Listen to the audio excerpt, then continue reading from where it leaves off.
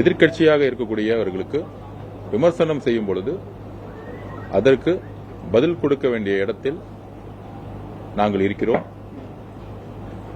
குறிப்பாக திமுக தலைவர் திரு மு க ஸ்டாலின் அவர்கள்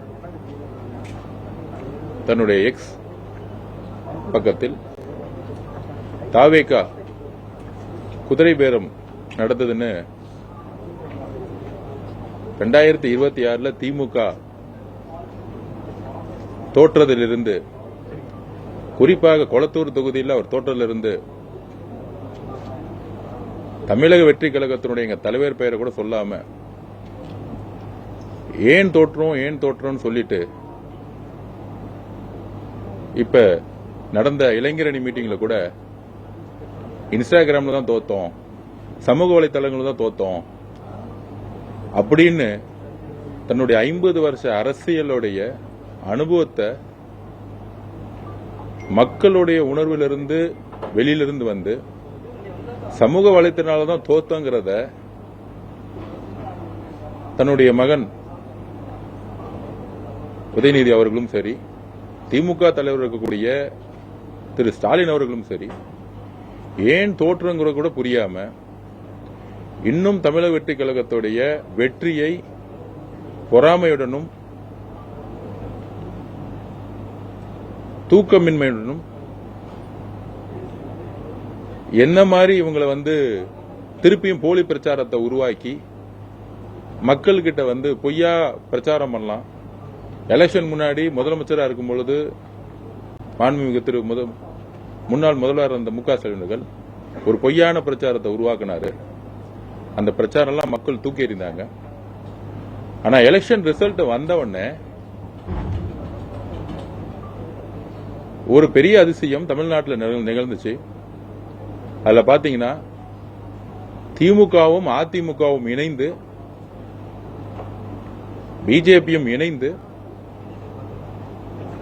திரு இபிஎஸ் முன்னாள் முதல்வர் திரு இபிஎஸ் பழனிசாமி அவர்களை முதலமைச்சரா ஆக்குறதுக்கு எல்லா முயற்சிகளையும் அன்றைக்கு இருந்த மதசார்பற்ற கட்சிகளாக இருக்கக்கூடிய காங்கிரஸ் ஆகட்டும், அதுக்கப்புறம் கம்யூனிஸ்ட் ஆகட்டும், விசிகே ஆகட்டும், எல்லா தோழர்களிடம் டிஸ்கஷன் பண்ணி பார்த்தாங்க.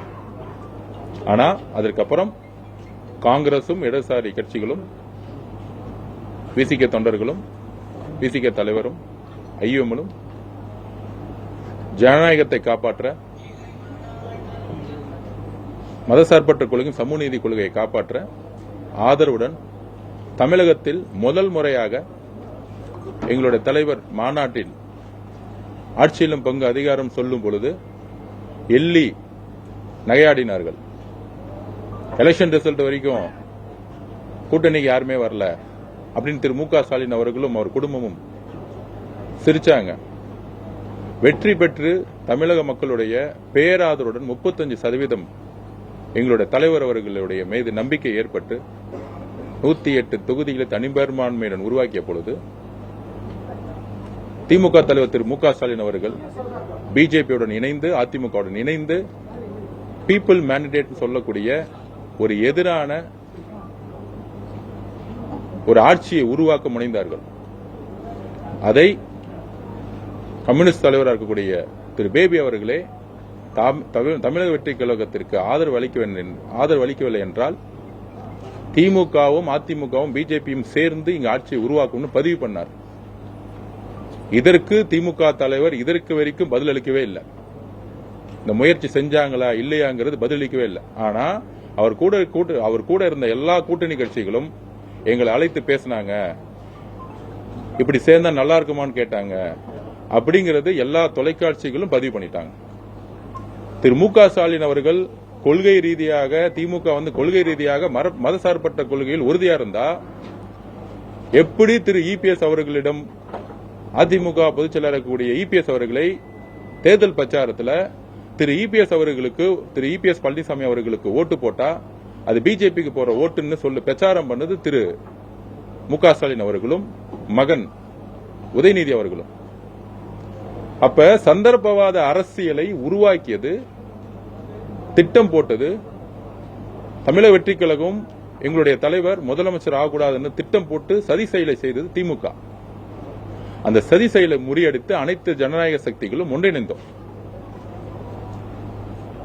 ஜனநாயகத்தில் நாங்க எல்லாத்துக்கும் பதில் சொல்ல ரெடியா இருக்கிறோம். ஒளிமறைவு அரசியல் எங்களுக்கு கிடையாது. திமுக தான் ஒளிமறைவு அரசியல் செஞ்சது.